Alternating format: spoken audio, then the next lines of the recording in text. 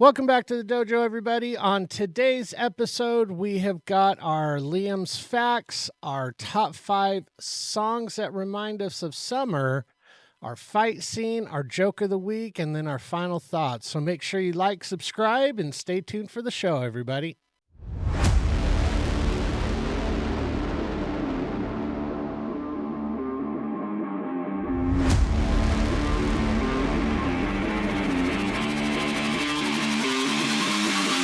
Welcome back to the dojo, everybody. This is TruTalk with TruMotion, where a couple of guys talk about how to make the world a better place and hopefully make your day a little bit better in the process. My name is Mark, followed by my co-host, Tony. Hello.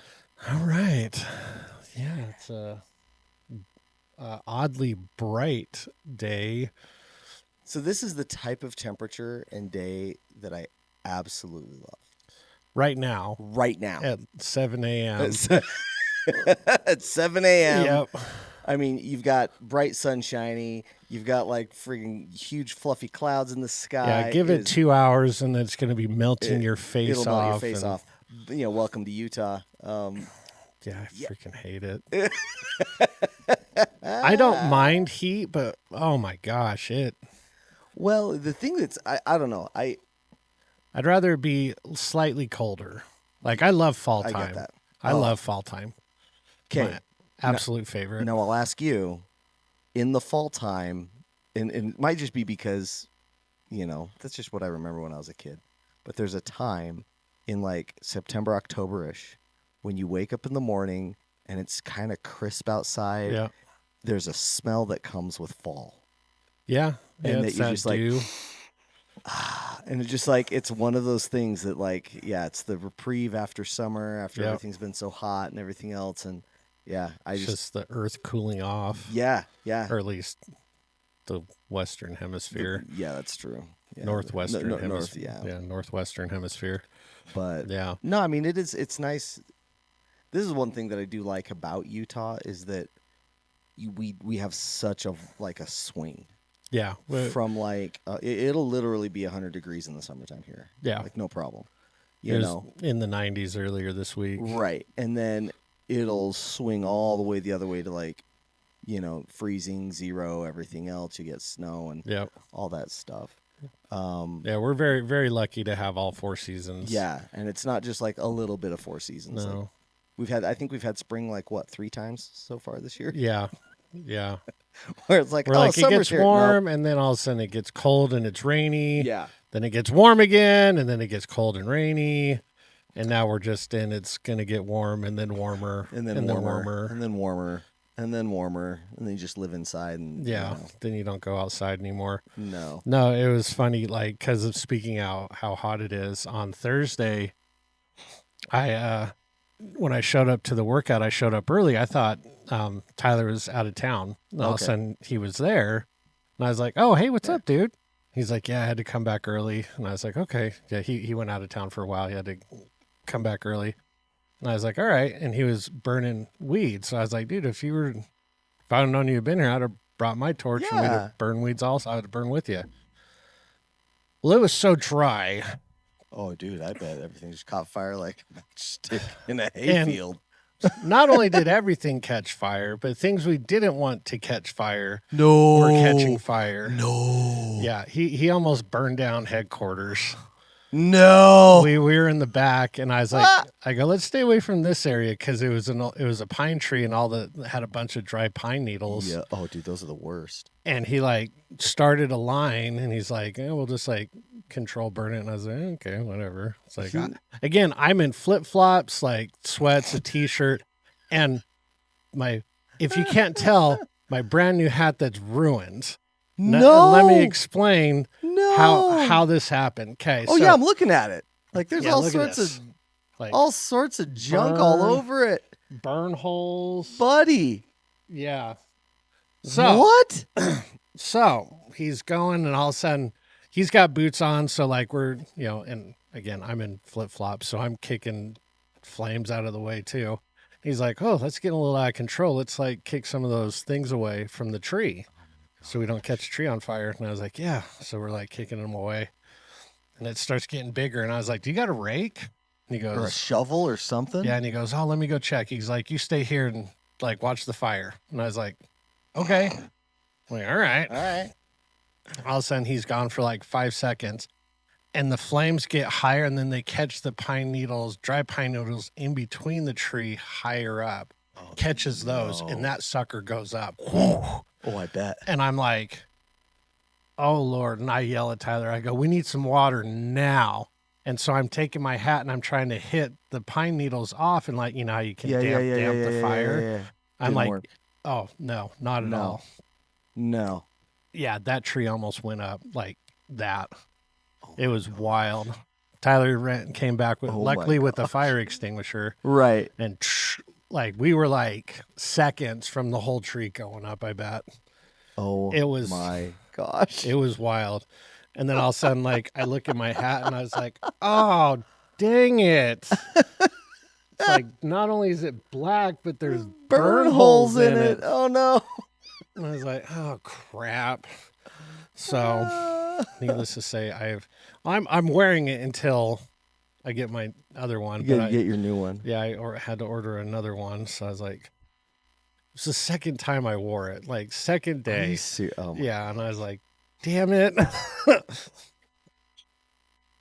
But again, my dumbass, like, again, I'm always wearing just like flip flops. So like my toes were black. Yeah.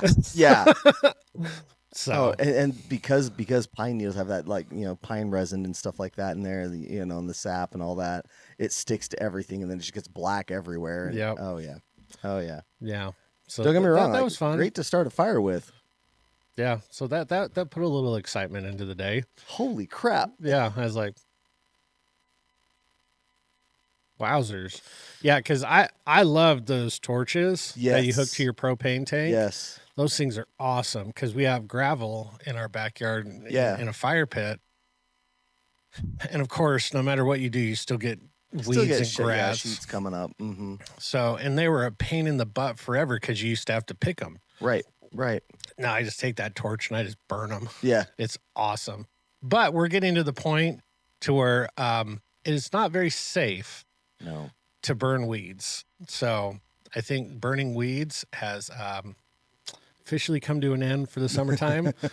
So we'll see. Well, I mean, and that's just right now. I mean, imagine what it would be, you know, July, August. Oh yeah. You know, I mean, you know, for those of you who don't know, we have a huge, I think huge is still an understatement, water issue. Yeah. Here in Utah right now. We didn't get hardly anything during the wintertime, you know, and it was weirdly, it was warmer than it should have been. So the snowpack level's not there. We didn't get the moisture that we needed. Reservoirs hardly snow. I mean, granted, it snowed in the mountains, but not nearly as much as it used to. Yeah, not enough that we would be okay. Yeah. You know, and, you know, I don't know about you guys. Are you on for watering your lawn and stuff? Do you have culinary water, or is it like irrigation water that you guys Honestly, have? I don't know. Okay. Because I hardly ever water my lawn right now. Okay. Because I could care less if it dies. Right. Like, especially right now. So it's like when I see green lawns, like especially front yards. Yeah. I don't want to say it like makes me mad, but it slightly irritates me because it's like, why? Like, like I understand like being proud of your yard. Yeah. Like, there's nothing wrong with that. But again, kind of like what we were just talking about, we have a huge water issue right now. Like, I don't want to waste water on grass that nobody's going to use, nobody's going to walk on, and it's just to impress your neighbors.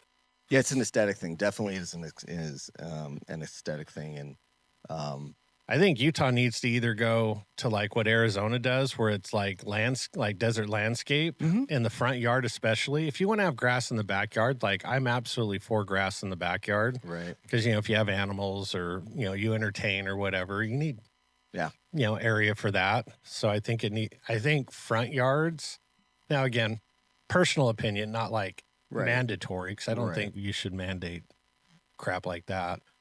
But either turf or just like desert landscape. Yeah. It's really funny because on a lot of newer builds that I've been seeing, the actual land footprint, and I think this is not necessarily because of just like, water shortage, that type of stuff, or grass, but the actual property that people are getting with their homes is decreasing quite a bit. Oh, and I think that's more of a fact that we're running out of dirt here in the Wasatch Front. Let me just use it that. Yeah, Salt Lake County. Salt Lake, Davis, parts of Utah County. No, Utah County's still pretty open. People don't. But I think that's true, but people want to live in a certain area. Yes. In those places. Yes. And in those areas, we're running out of land. Yeah, exactly. Yeah. Like you can move west. Yeah. Nothing's out west. Right. But nobody wants to move out west. And for those who don't know, there's two mountain ranges that kind of bracket the Wasatch Front, or I-15, and they're parallel. Mm-hmm. You've got the Wasatch Front over here, and you've got the Ochre Mountains over here.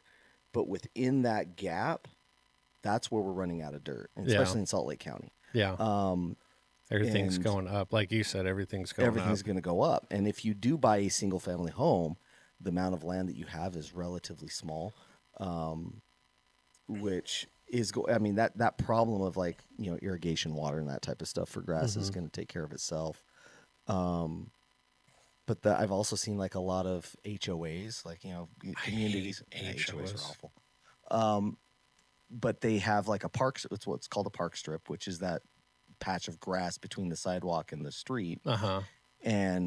which I've never understood that. It's an aesthetic thing. It's stupid. Just get rid of it. Yeah.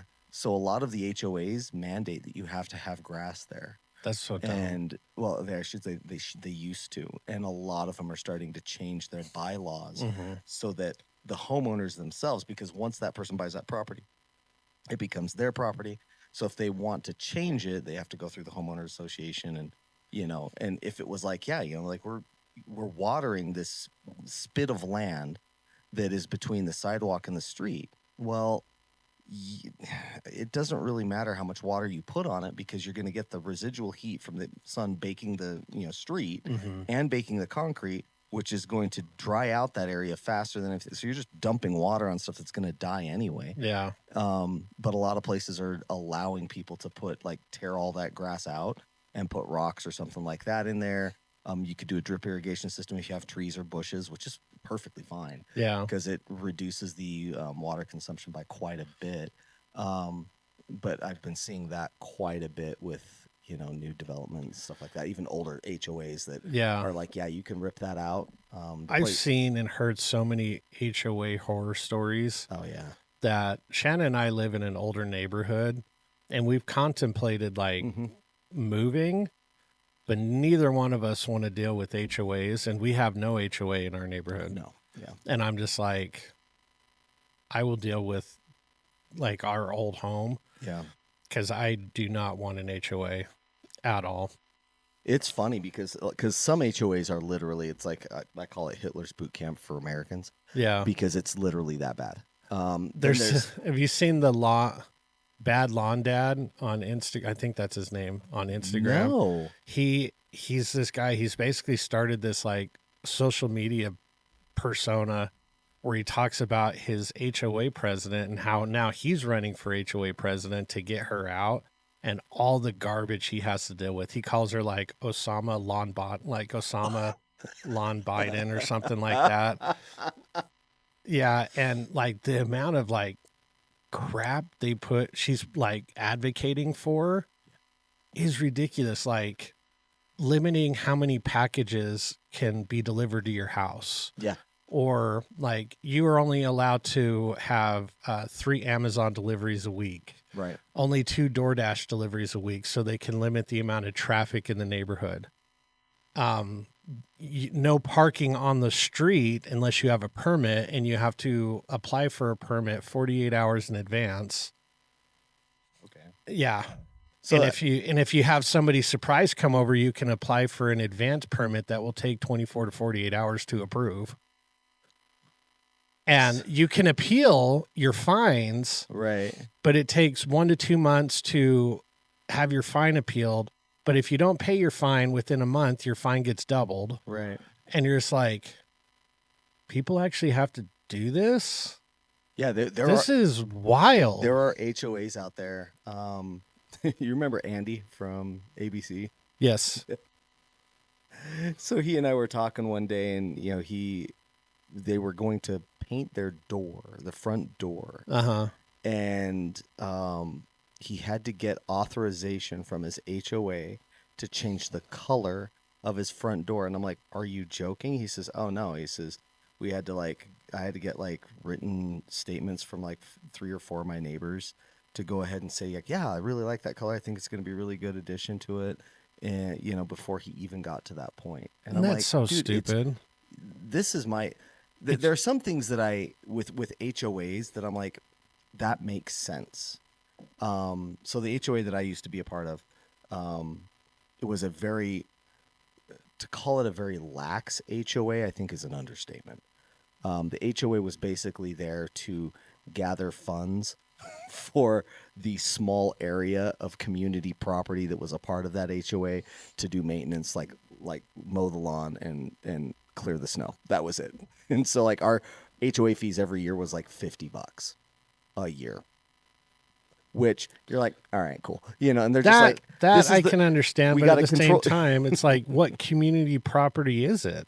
It was the beginning of the neighborhood where there was a sign that was there and everything else, and it was to basically mow around and maintain the sign. And I got an idea. How about the people that own the property do that? So here's the cool thing. So I almost vomited in my mouth right there. I'm gonna have to say something nice about my ex. I know. Hold up. Yeah. Wait a minute. So right now, instead of hiring a lawn care firm and everything else to come out and mow and clear snow out of that area, there's a kid in the neighborhood who does that type of stuff. And so she just calls him up and says, "Hey, Gabe." And I'm like, "Okay, cool. You know what? All right, you're going to use those HOA funds to mow that area, and you're going to pay a kid who's in the neighborhood. I'm okay with that, because it's not and anybody who's in that neighborhood be just like, oh, yeah, Gabe's mowing the lawn. Gabe's getting paid for that. Good for him. Yeah. But I've never understood HOAs that don't have a clubhouse or. Yeah. Tyler's neighborhood's got, the clubhouse with a pool. With the pool and everything else. Yeah, and those ones, the HOA fees in those neighborhoods it's substantially more. Oh yeah. It's $300-$400 a month. Yeah, and I think that's absolutely ridiculous for something that you might use. Yeah, might. And you still have when we rent the clubhouse to there's still isn't there still a there's a fee? There's a fee still. Yeah. And it's no, I pay every month. There should be no fee. Yeah. And especially if it's I only use this once a year. Yeah. So how about you use all of my HOA fees to take care of that? Yeah. But the one thing there were a couple of things that I was like, I really kind of appreciate these certain rules in the HOA. One of which was, you can't park your massive RVs on the side of the road and leave them there because the roads just aren't big enough.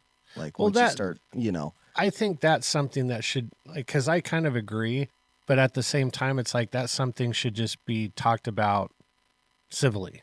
Oh, 100%. Where it's you go up to your neighbor and be like, "Hey, I don't want to be a dick, but it's getting really hard to drive down the street. When do you think you're going to put your RV in your driveway?" Right. It's there's nothing wrong with having civil conversations with each other about that, even though they never really turn into civil conversations. And I think that's the whole reason for having an HOA and doing stuff like that is because more often than not, those conversations are dude, screw you. Here's in front of my house. And here's the kicker with the HOAs. It's a grander look on what happens when people get power. 100%. Because they take that little bit of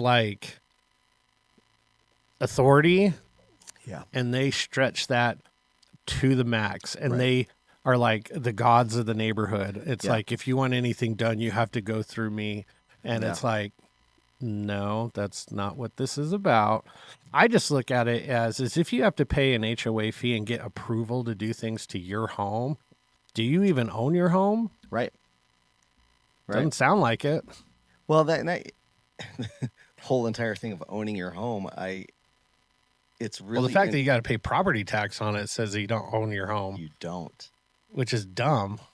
I know. So I saw a video about how you can abolish property tax. I'm not even going to try to attempt to retell the story, but it made sense. I know that Florida's really trying to get rid of it.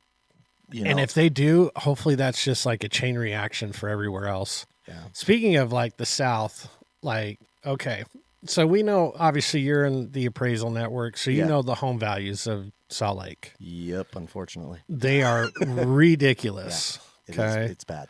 Really bad. I mean, it's good for homeowners, bad for home buyers. Right. I was talking to my folks the other day, actually yesterday, and they were talking to my aunt in Alabama, and she got my grandpa's home appraised. Okay, so this is in a nice subdivision in Dothan, Alabama. Okay. House is maybe, it's a single ranch rambler. I think it's like 3,000 or 3,600 square feet. I mean, it's big. On a single level? Yeah. Damn. And it's in like a U shape.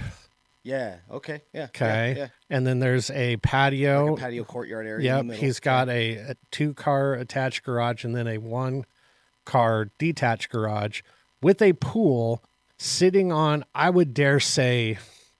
Dude, you got to be close to almost crap.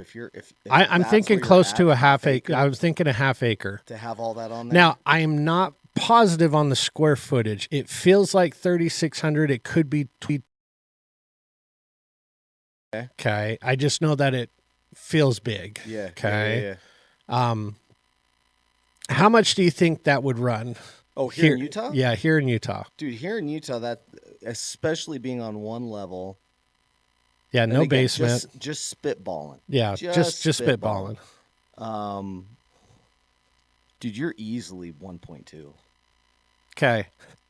And that's like from the hip. Yeah. Without knowing the location. Yeah. Without knowing like the condition and the quality. No, I got you. This home I believe was built in like the mid 90s. Okay, and he's been the only owner. Okay. 250. The dirt itself, like here in Utah, just to let everybody know, okay, residential dirt, basically the land underneath your property runs on average about $1 million an acre. So if he's on a half acre, just the land itself here in Utah would be $500,000. Yeah, 250. You've got to be freaking kidding me. Yeah. His property tax a year, $800.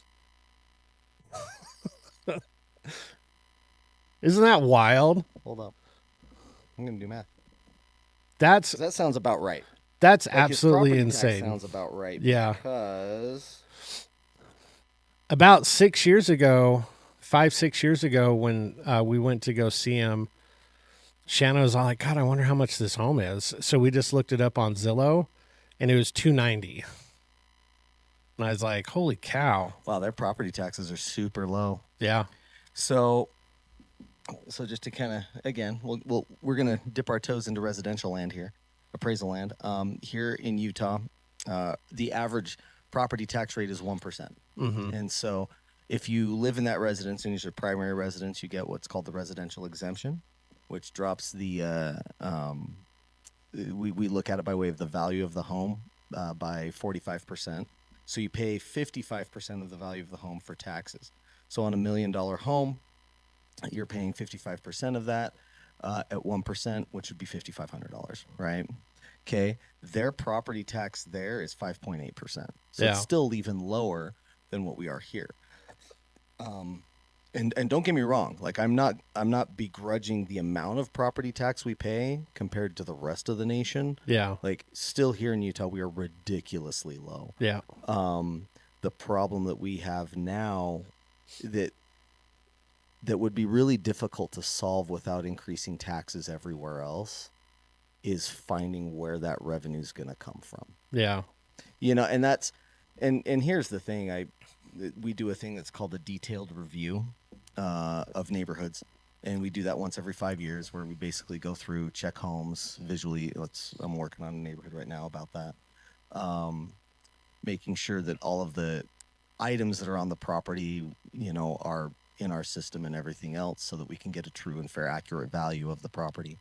And that also means that if there was a detached garage and there's not one anymore, we delete it and take it off so that you're not.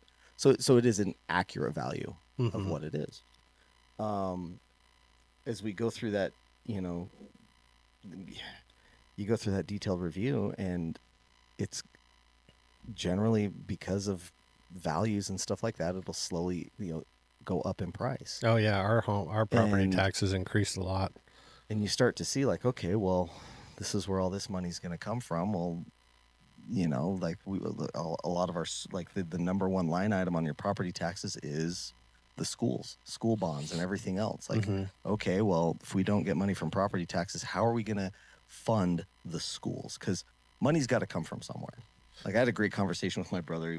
This is when he was back in college, my youngest brother, who's the smartest out of all of us.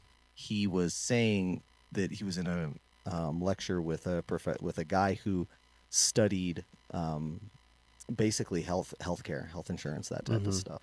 He says, I've been to countries where healthcare is free. I've been to countries where healthcare is paid for. I've been to countries where it's a hybrid of the two. He says, bottom line, hospitals don't run on rainbows and sunshine.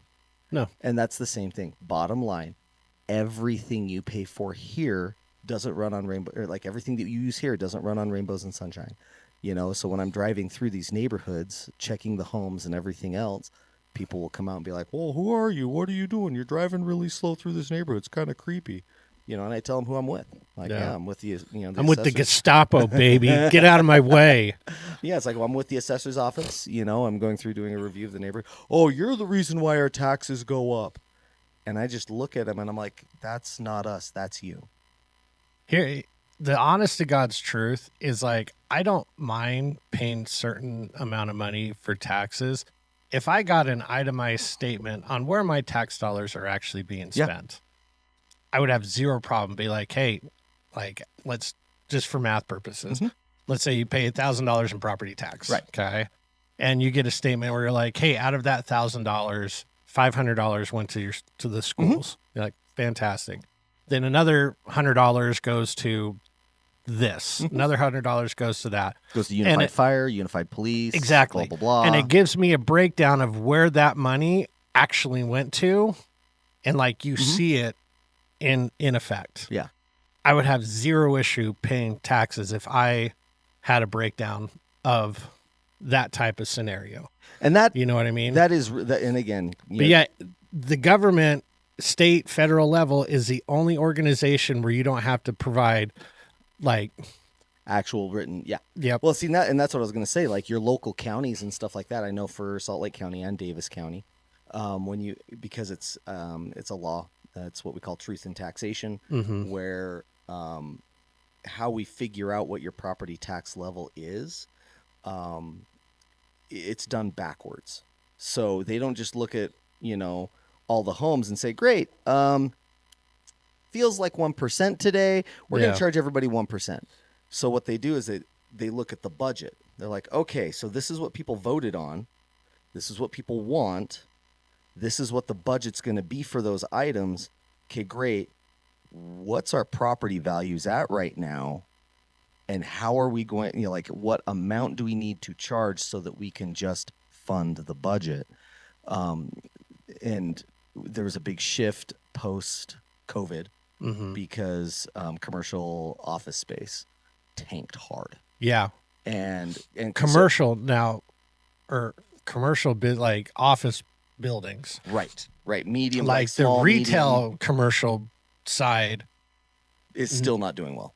It's doing way better than you think because it's hard to find commercial space like for retails. Oh, really? Yeah. Wow. It is because during COVID, businesses that would have naturally supposed to have shut down, were getting funded to stay open. That's right, by the government. Yeah. And then it overinflated like the value of, commercial space. And then all of a sudden places that should have closed because they weren't doing well are staying open and creating a bottleneck for new places to go in. Like when we were looking to move here, like this area is nice. Would I have settled here? Probably not, but there was nowhere else to go. Right. Whereas, so it's like, whereas now you probably could find places. Well, they're building more places and South Jordan's so stinking rough because there's a lot of places that just they're all full. Yeah. They're all full. Well, you've got a large population density here too. Yeah. Which is good.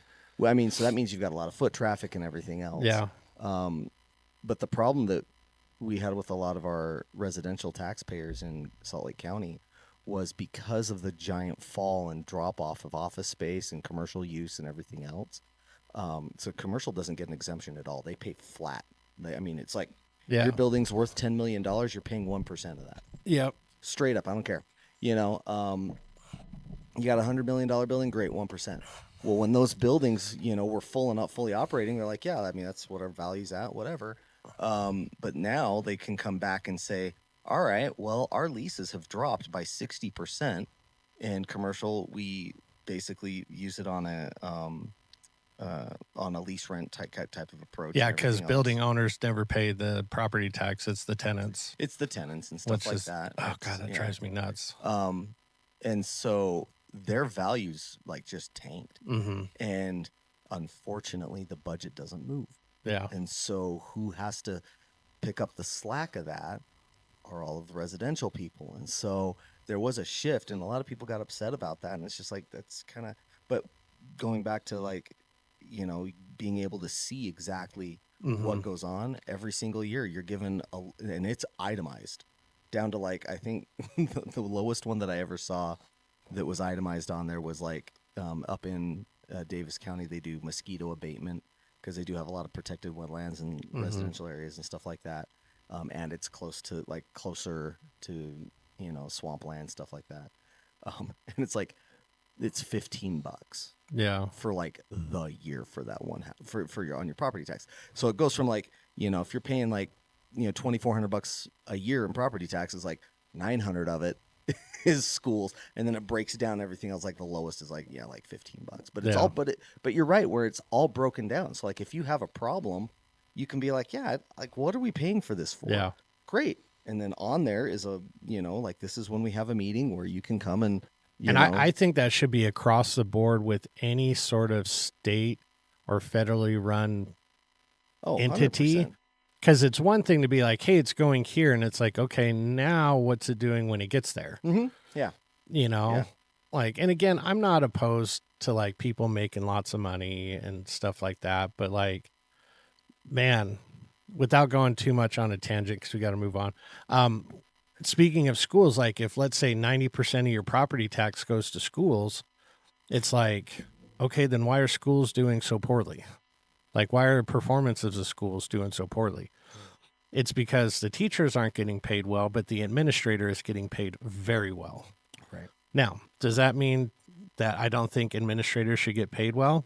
No, I think they should get paid well because they're in charge of an entire like school facility. That's not easy. Well, especially like when you're looking at it, like, okay, so let's just use elementary schools because our elementary schools are smaller than the junior high and high schools. It's like, okay, cool. So I've got 3 teachers per grade. Yeah. You know, starting at kindergarten and up. So, okay, so that's, you know, 7 different grade levels that I've got 3 teachers per level teaching, you know, different things. And I've got to manage, you know, 21 people, you know, and the facility and the lunchroom and the janitorial service. And whenever there's an like extra event after hours, I have to be there because I'm the administrator. And that's required.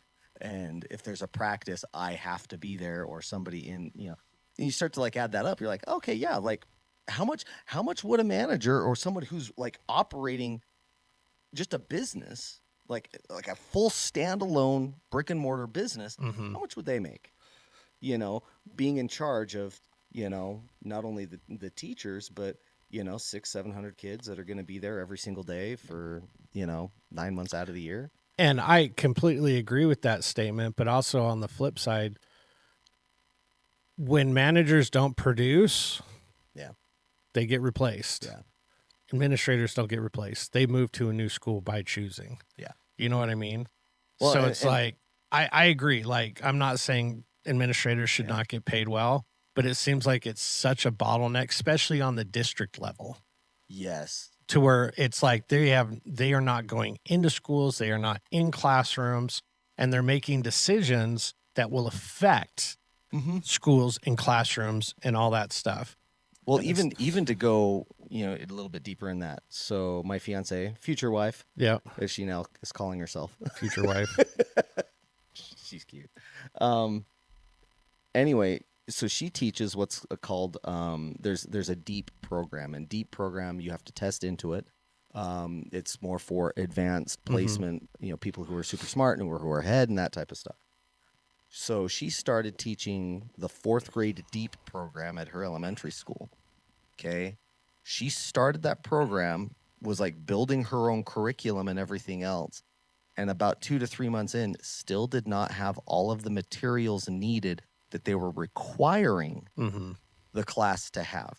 And when I say requiring, I'm talking about, they were like, these are the books that we are going to read. These are what we are going to do. The books that she needed to give to the kids to read, she didn't have them. She had to actually put together, it's not quite like a GoFundMe, but people will understand what that is. Almost like a GoFundMe with the parents saying, hey, we need these books. If you want to donate to help us buy these books, you can donate here. And the parents would. I'm sitting here from the backside thinking, okay, hold up. Why don't you have the funds to get these books? Now I don't care about the funds. Why don't you have the freaking books?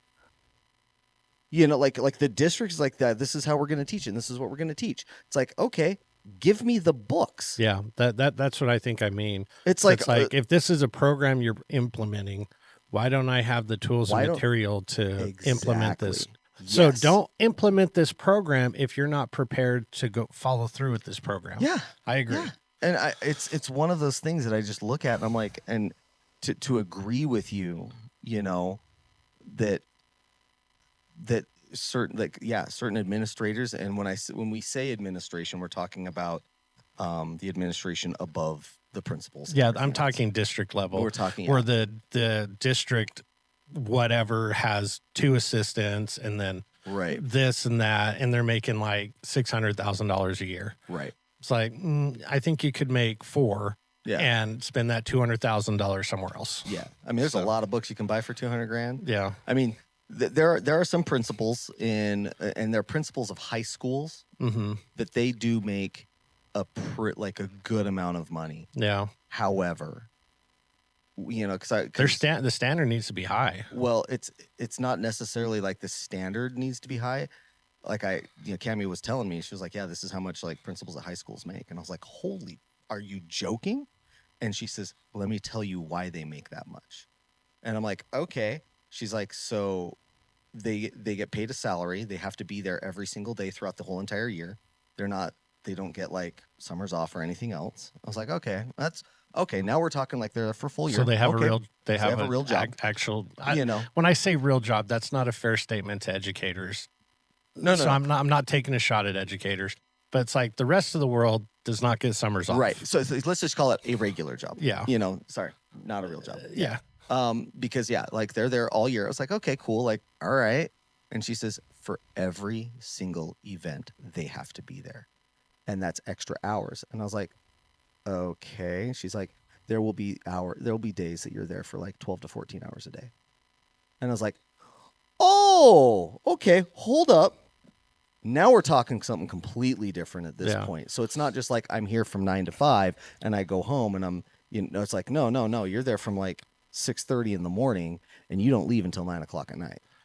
And I'm like, okay. I don't think, and I agree that a good principal should do that. Yeah. But a lot of times they'll pawn it off on the vice principal and other people. They do rotate it through. That is something I'm okay with because it's it's funny when people talk about hours and long days. Yeah. You and I have a hard time wrapping our heads around stuff like that. Right. So it's I'm not the type of person to talk to about long days. Right. Because I frankly don't really care. Yeah. It was funny. I was talking to Shanna and another one of our students about this because, they work on computers and they're in office jobs and stuff like that. I go, I'm not taking a shot at you guys, just so we're aware. I go, but when you're I have to work 10 hours, I'm like, and? Yeah. And they agree with me. I go, are you tired after that?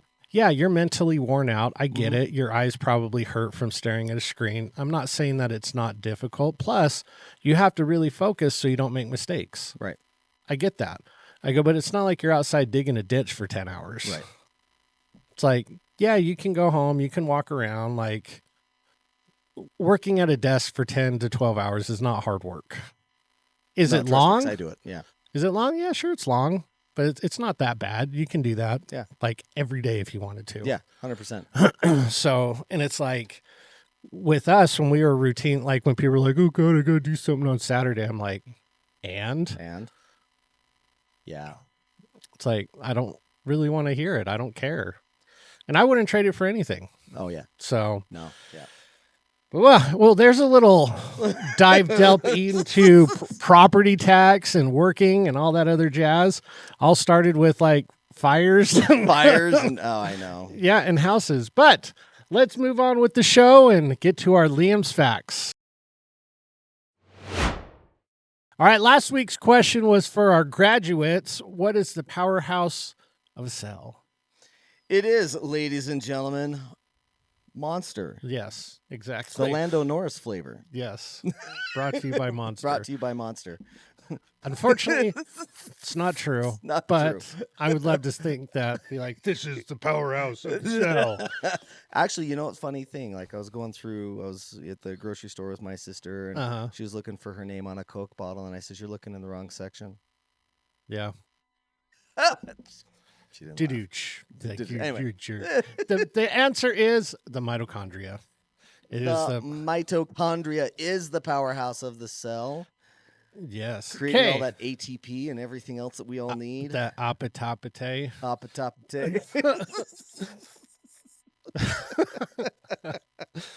Okay. Now, since it is officially summertime, what percentage of a watermelon is water?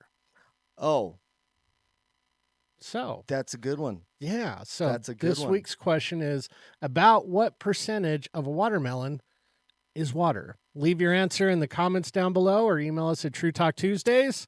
And also, let's throw this on there too. Have you tried watermelon with tahini or chamoy? Tahini. I have tahini right next to me, so of course, tahini, yes. Yeah. And which tahini do you use? If you are a tahini user, there's different tahines. Yeah, just the regular green top. Yeah. Okay. You need to try the tahini twist. Twist, okay. Yeah, it's a good one. Well, make sure you leave us your answer. Make sure you like, subscribe, share the show. Also, I was about ready to do this. Maybe we'll do it next week. I saw somebody get a cucumber lime Gatorade and put tahini in it. Yeah. Yeah. And they said it was really good. So I like the cucumber lime Gatorade. I think it's good. Yeah, but most people are like, shut up. All right, moving on to a word from our sponsor. Yeah. TruMotion in motion, let's go. Gear up, stand tall, feel the flow. Kicking it strong with the best of the best. Streetwear fresh, put your style to the test. Karate vibes, yeah, we bring that heat. From tees to hoodies, keep it sharp, keep it sleek. T-shirt or hoodie, we got both. Subs for the grind, focus on growth. Stickers and swag, let the world know you rep style. Now let's go. TruMotion merch, yeah, we level up. Style so sharp, got that warrior's touch. Reppin' that swag, flex it, wear it proud. Support TruTalks and wear it loud.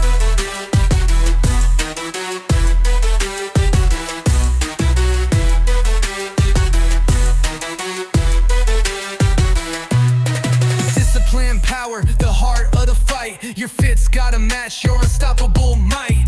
Tigers and dragons, bold on the sleeve. Step in the dojo, they know you don't leave. Oh, step up, don't wait. Rock that fit, let's elevate. TruMotion merch, yeah, we level up.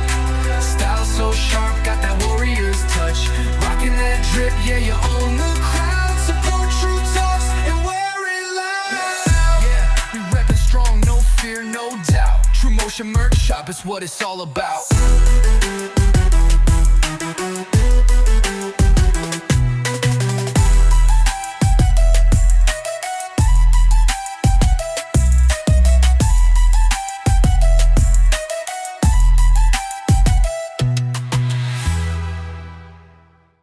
Thank you, sponsor. Make sure you go on, grab some merch. Again, make sure you like, subscribe, share the show, all that good jazz. Now let's move on to our top 5 summertime songs or songs that remind us of summer. Yes. All right, what do we got for our top 5? Okay, so here we go. Let me pull up my notepad. I have quite a few. Yeah, there's a lot. There is quite a lot. Yeah. Now, this one section, I'm gonna put in like this is the honorable mentions. Now, of course, these are a little bit older, so, and I'm gonna just use the group because whenever I hear the group, it's summer. Yeah, it's summer, and that's Beach Boys. Okay. Beach Boys, Surfing USA, California Dreamin', Kokomo, Wouldn't It Be Nice? Just any of those. I kind of feel that way about like UB40. Yes. Yeah. Yes. Yeah. Yeah. Tin Roof. Yeah. Busted. Okay, that's a good one. And then this one, I think this one's just kind of the way it is because when the album came out, it was in the summer and I was riding my bike all the time. But I Got a Feeling by Black Eyed Peas. Okay. Yeah. Yep. All right. And of course, throwback again to the late 90s, California Love by Tupac. Okay. California Love by Tupac and Dr. Dre. Yep. That was a good one. Uptown Funk. Uptown Funk's a good one. Okay. Okay. Happy by Pharrell Williams. Yep. Yep. Okay. This might just be a little bit more personal to me. I Had Some Help by Post Malone and Morgan Wallen. I'm becoming more and more a big Morgan Wallen fan. Dude, he's good. He is way good. I love Post Malone. I like Post Malone too. Yeah. This one just because it always makes me laugh. Yeah. Yeah. But Usher and Little John. Usher and Little John. Yeah. I always forget that one guy. Dave Chappelle. That has his he had like a TikTok thing that was going on there, but his son and his buddy were like, we're lip syncing to Yeah by Usher and Little John. Dad comes home, he's like, "What are you doing?" Yeah, but mom said. The Jason Banks. Jason Banks. Yes, yeah. Mom said for her wedding, I could be Usher. Do you think he could be Little John? Yeah. You're going to be an Usher, not Usher. So I don't get to sing. Yeah, that guy's funny. Small tangent as we're going through this list because of that. So we had a friend of ours, and this was when Landon was, he was about 6, 7, whatever. Anyway, he, our friend was getting married, and they asked him if he wanted to be a ring bearer, and he didn't hear the other R. And so when everybody's getting there, this is how you're going to dress. This is what we're going to wear during the wedding, blah, blah, blah. And he came up to me. He says, "Well, when am I going to get my bear suit?" And they just looked at him like, "What? Ring bearer?" He's like, "Yeah, I get a bear suit, don't I?" I'm like, "What are you talking about? I'm the ring bearer. Do I get a bear suit or something?" And so, no, they didn't get him a bear suit. But they did get him bear socks. Missed opportunity. But my last one on this list is Mr. Brightside by The Killers. Okay. Yeah. Okay. So those are the summer songs that I have. Okay, here's some honorable mentions. We got a few. We've got Drop It Like It's Hot. Oh yeah. Snoop Dogg. Yep. Cruel Summer. By Bananarama. Yep. Okay. Let's Groove by Earth, Wind, and Summer. Or Earth, Wind, and Fire. Earth, Wind, and Fire. Yeah, I'm sorry. I got Summer on the brain. It's Hot in Her by Nelly. I don't know what it is about the song. Maybe it's a guilty pleasure too, but I Want to Dance by Whitney Houston. That's such a good song. It is. Oh, good old Whitney. Yeah. Hey Ya by The Outkast. Hey Ya. Yep. Yep. Shake It like a Polaroid picture. Yep. Can I Kick It by A Tribe Called Quest. Yes. That's such a good song. And this one's a very newer, within the last 6 months. And my God, it is such a catchy song. Choosing Texas by Ella Langley. I'll have to throw that on my list. Oh my God. Apparently all the men in the world are obsessed with Ella Langley. I was unaware of this. They call them Ella Fellas. What? Yes. Just listen to her song Choosing Texas. I'm pretty sure you've heard it. You just don't know what the song is. And when you hear it, you're like, okay, I get it. Wow. Okay. Yeah. I don't even know what she looks like, but the song, oh, she's cute. The song, I can see why guys are like, huh. and she's got a great voice too. Okay. Yeah, apparently Shanna, Maya, and Jamin saw her in concert. She opened for Morgan Wallen last year. Oh, no way. This Good was for her. This was before she was Kind of she's blew up and got she's big. blown up since then. All right, now in my top 5, Here we go. we've got School's Out by Yes. Alice Cooper. Yep. This one, I don't even know if I'm pronouncing the name right. It's Danya Kuro by Don Omar. When you hear the song, like I'll try to play just a quick little snippet. Yes. You hear it and you're like, okay, it honestly kind of reminds me of summer. Nope, not that one. Don Omar. It's this one. Oh, yeah. Yeah, it's from the Fast and the Furious. Yep. That one reminds me of summer, more so vacation. Can't have summer without this song. Summertime by DJ Jazzy Jeff and the Yes. Fresh Prince, not Will Smith. The Fresh Prince. That's right. Same person, two different people. Two different people. Yeah. Yep. Three Little Birds by Bob Marley. Oh, yeah. That's a good one. That's a good Yep. one. And probably the song that reminds me of summer the most, probably because we listen to it every 4th of July and it just reminds me of like fireworks and summer, Oh, is America the Beautiful yes. by Ray Charles. Ray Charles. Yep. That is such a good song. Oh, that one's the best. Yeah. But truthfully, it was funny. I was talking to Shanna about this last night, and you could make any song a summer song, Mhm. which is fun because it's just what reminds you of summer. Yeah, and it's funny because I mean my current listening pattern, I guess, or taste and everything else are, I don't want to call it more just like like on the more metal side of life, and so screamo type stuff, like there's President Ghost, Sleep Token, Nothing More, I Prevail, those type of guys. And I wouldn't say any of those would like make me think of summer. And I started like going through my list of like, oh yeah, like this is like when I feel summer, this is kind of what I feel about. And I started to notice like everything that I was like picking and choosing was something that was like upbeat, uplifting, something that kind of like brings a smile to your face, and like Will Ferrell's Happy, it just kind of makes you happy. Either that or for me, it's something that's like chill and relax because in summertime, you ain't got no stress or worries. No, especially man, as a just kid. Relax. Yeah. I mean, you just go out and play and So drink water from the hose and absolutely come home when the lights turn on. I mean, rubber flavored water. Can't beat it. Vinyl flavored water. Yeah. But let us know what your top 5 songs of the summer are. And let's move on to our Ask a Sensei. Okie dokie. Now, here are some summertime slangs. Yes, let's go for it. Okay, we don't have a lot because I really don't even know what you would classify as summertime slangs, but it's hot boy or hot girl summer. Oh, so that's that. If I get this right, that is the summer in which you are just like on point with like your physical physique and everything else. You go out and you're just gonna kill it. So yeah, it's like a mindset characterized by being unapologetically confident, right? Carefree, be like, yeah, no, whatever. you're like, I've got it. I'm living in my hot boy summer. That's my hot boy summer. Yeah. Oh, it's so good. Yeah.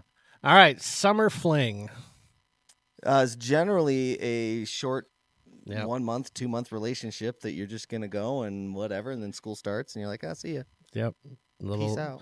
Little summertime romance. Yeah. Soak up the sun. Oh, tanning, baby. Yep. Getting that cancer. Hey, Only if you use sunscreen. Use sunscreen, you get cancer. Yep. You get out in the sun, you still get cancer. You get cancer. I think we just get cancer. And if you don't have the sun, you die. You die. Yeah, right. It's like, okay. All right, we're screwed either way. Let's do this. Dog Days of Summer. This one I've heard all the time, but I actually don't know what the full meaning behind it. Okay, it's classified as the hottest, most humid, notoriously lazy days of the season. Okay, typically occurring in late July and August. Oh, okay. So the dog days of like, you know, when you see a hot when dog. you see a dog, it's It's like, yeah. Yeah. Okay, beat the heat. Beat the heat. Beat the heat. So generally when I say that, like I'm going indoors, just like some AC area. Finding ways to stay cool. Yeah. Yeah. Which is a real thing here in Utah.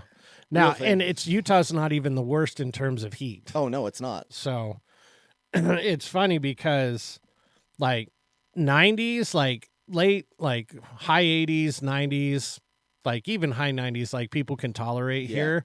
When you start getting into the hundreds, that's where it's like, okay, this is really hot. It's different when you go down south. When you go down south, it's like 85 and you're like, you can't breathe. Oh my God, it is so hot. It's because it's humid and you walk outside and it feels like somebody hit you with a hot, wet towel. Yeah. It is crazy. Yeah. So, so that's where the term comes. But it's a dry heat. Yeah, that's it. That should have been a Utah term, but it's a dry heat. Like, I don't know. Like I lived in Vegas. No, that's a dry heat. Vegas is hot too. Dude, that one's like getting hit by a blast furnace. That one's bad. Okay, so a little story before we keep going. We took Jamin to Vegas after he graduated high school because all he wanted for like a present was to go to Hell's Kitchen. Oh, so yeah. We're like, I okay, remember. like, all right, perfect. Like you get like 3.0 or above. Don't give us any issues. Your senior year, we'll take you to Vegas. Yeah. We got there and it was like 8 o'clock and we go walk outside. I'm not kidding you. It was nice and cool inside the casino. Mm-hmm. We walked out the front doors and I felt like they had the furnace on during winter, like when it's blowing that hot air. Yeah. I was like, did they turn the furnace on? No, it was literally that hot at night. Yeah. With no sun. Yeah. I remember when I lived down there, it was like my dad came down. We were walking around. It was like 1 or 2 in the morning or something like that. We were doing something and looked at the temperature and it was still 104. Yeah, it's ridiculous. Yeah. I hate it. At night. No sun. Yeah. Yeah. Okay. This is kind of a retelling of something we already said. Catch some rays. Catch some rays. That's it again. Catching that cancer. Yep. Scorcher. That's super hot day. Yeah. Yeah. Sun-kissed. Oh, so those are freckles. Yep. Or no? I would assume it was freckles, but it's somebody that has skin that's healthily glowing tan. Oh. They were kissed by the sun. Ooh, okay. Yeah. All right. Well, let us know what some of your favorite slang summer terms are. If we missed any, man, we could do an entire section on like favorite summer smells. Okay, here's one. When you smell coconut oil, you instantly can smell chlorine with it. Yep. Because you're at the pool. Yep. So. Yep. But moving on to our next question. All right, question number 2. What do you got for us, Tony? So, like, during your summers and everything else, what are the things that you look forward to? Oh, well, as a kid, summertime, I looked forward to sleeping in. Yeah. Like, not having to wake up for school. Like, that was the most excited I got for summer as a kid. Summer as an adult, it's just a regular month for me because all our kids are older. Yeah. So they're not in school anymore, so I don't have to wake up early to take them to school. And right. So it's a little bit different for me. It's probably way different for you because you have kids that enter school and like now you don't have to like make sure they're on time. You don't have to do homework. Right. So as an adult with kids in school, I look forward to summer because I didn't have to worry about homework again. Like, did you do your homework? All right, let's sit down and do your homework. Like, if you turned in your stuff, like, for me, with kids in school during summer, it was nice not having to worry about school. Right. Which I was like, God, I thought I got older so I didn't have to worry about school. No, you still have to worry about it. Oh, dude, my kids, they're like, I guess they're just overachievers. I don't know where they got that from. But, yeah, both of them are taking, like, classes over the summer so they could do other fun things during the school year. You know, and I'm like, I mean, props for you for doing that. Yeah. But now it's like, okay, cool. Like, yeah, you can sleep in and everything else. But, like, the instant you wake up, get breakfast, and then, you know, jump online and do your course. You know? I did that 1 year in high school, 1 or 2 years. No, I think it was 1 year. It was the summer going into my senior year. I took some college courses, not because I was behind, but I wanted to get ahead. Yeah. So my summer going into my senior year and my senior year, I was taking high school and college courses. And it was fun. I mean, the summer ones weren't anything like crazy or anything like that. It was like sports science or some shit like that. But yeah, I remember doing that stuff and they weren't too bad. I loved the summer courses in college because they weren't very big. Yeah. And they went like, boom, there was no wasted time. I think you had like 8 weeks. Yeah. It was like, hey, we got to like crank this into overdrive and let's get this done. Right. None of this like, oh, well, we're going to drag this one subject out like 8 weeks. And you're just like, this could have taken one class. Like, let's go. But now summer times, honestly, it's just normal months for me, to be honest with you. Like at this stage in my life, it's like trying to go from one air conditioner to the next. You know, it's like, God, it's so freaking hot. But as a kid, you're like, whatever. You know, you could go outside, spray yourself with the hose, and like you'd be good for a while. Yeah. But now it's all like, I'm going to go from my car AC to my house AC or to the store AC. So you plan your day on like hopping from AC to AC. Yeah. So as a kid, I loved not having to like be able to just like sleeping in. Right. But the second I got, like, I would say junior high, like summer times were always like camps. Like I had to go to basketball camps, do this camp. So it was fun. I remember doing the Rick Majerus University of Utah camp. That was a week long. It was wild. That was a lot of fun. I did that like a couple of times a summer every year for like 3 years. But yeah, I remember like summer times meant like you would go to camps. Yeah. So yeah. But that was mine. What about you?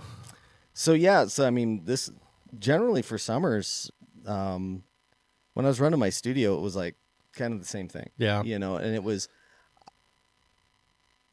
I'll be brutally honest, like I always felt guilty because we work, when you run a martial arts studio, this is one thing people don't understand. We work when everybody else isn't. Yeah. And so, you know, when the majority of the population who have regular jobs, okay, they're all like they hit 9 to 5, and that's not us. No, you know, and we they can't get Saturdays teach anybody off when everybody's at work. Yeah, I mean, it's like we doesn't work be here. that way.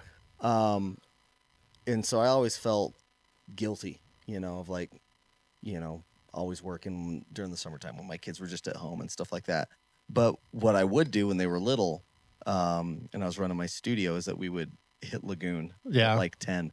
You know, we'd be at Lagoon for like an hour or two, and then we'd just bounce because then I'd have to be at my studio or something like that. And when they were little, that was great because you could just go, you're there for a couple hours, and then, you know. I remember back in the day, like when we first started, this was before I opened up South Jordan and like, with you too. Like summertime meant fairs. Oh, dude, yes. Yeah, we would go and sit at booths for hours and that's another thing. You want to talk about long days? Yeah. Fair days. Yeah, fair days were long days. You'd be there for like 7 days. Yeah. And it would just be a week long of just like you're there constantly manning the booth. And I don't think a lot of people understand, like when you've got an office job, you don't have to be what I call being on. Yeah. You know, you can shut down, you could be pissed off angry at the world, Mhm. whatever. Don't friggin' talk to me and everything else and hide behind a computer. Yeah. Okay. When you're at a fair, you know that no one gives a crap about how you feel. You Yeah. know that no one gives a crap about what happened that day or that week or what's going on with you mentally. Mhm. You have to be literally like a ray of sunshine and rainbows coming out your ass. I mean, that's just how you have to be in order to get that attention of the people. Mhm. And so when you're out there doing that on your feet and you kind of pushing yourself to do that, like that is exhausting. Yeah. Yeah, I remember like the 4th of July you would never get to do like activities with the family. It was you're at fairs. Yep, at fairs or parades or doing stuff like that. The 24th of July the same because we had that booth that was there that ended in Pioneer Park, right? Yeah. Yep. Or Liberty Park. Liberty Park. And I mean that worked for many, many years. Yeah. For doing that. Flyering parade routes. Yep. And yeah. Yep. And no, it's funny because South Jordan still has a fair, but they only allow food vendors. Really? Yeah, they don't allow anybody else but food vendors anymore. Oh wow. So yeah, we haven't been in the Summerfest. In fact, today there's the parade going on today, and I stopped getting in the parades. They were a waste of time for South Jordan. Yeah. For South Jordan. Yeah. Because there'll be pockets of the parade route where there's nobody there. Really? Yeah. Wow. I'm surprised they still put it on, to be quite honest with you. It's funny because I kind of think, that I still go to parades and stuff like that, and there are a couple martial arts studios that are up in Davis County area that, they go out and they do a parade and everything else. And, part of me wonders, like, okay, how much advertising did that really do for you? Yeah, because that's really what you're doing. It's like you're advertising that this is who you are, this is what you do. For other groups, it's like kind of showing off your kids and what they can do, and so you're going to go to the parade for that and everything else. But beyond that, like, what is a parade really? Yeah, except now just like a walking advertisement where you get to throw candy at people. And it's funny because I used to get people, because there's no martial arts schools in the parades in South Jordan anymore. And we go to the Murray 4th of July parade every year. Yeah. And I don't see a single one. No. It's funny because when they used to be in it, and when we used to be in it, people would come up to us and be like, "Oh, I saw you in the parade." And we weren't in the parade that year. And I was like, yeah, totally. Awesome. Come on in. Yeah.